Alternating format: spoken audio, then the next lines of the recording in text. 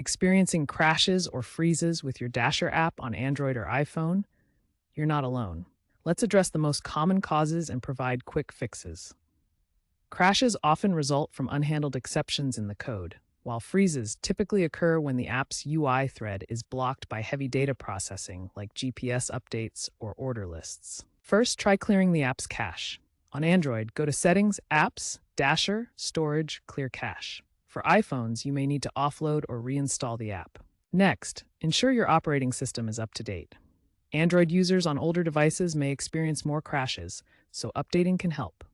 iPhone users, check your background app refresh settings, as these can sometimes cause freezes. Finally, verify that the app has all necessary permissions enabled, including location and notifications. If problems persist, a full reinstall of the Dasher app is recommended.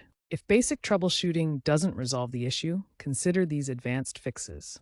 For Android users experiencing freezes, disable adaptive battery in your device settings, as conflicts have been reported, especially on Samsung Galaxy S22 series. Also, ensure you are running the latest stable version of the Dasher app, v5.8.2 for Android and v5.8.1 for iOS. Looking ahead, DoorDash is increasingly using AI-driven diagnostics to predict and auto-fix common issues.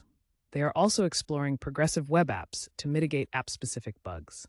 By 2026, expect full AI moderation for app stability, with predictive maintenance alerting users to potential crashes based on device data.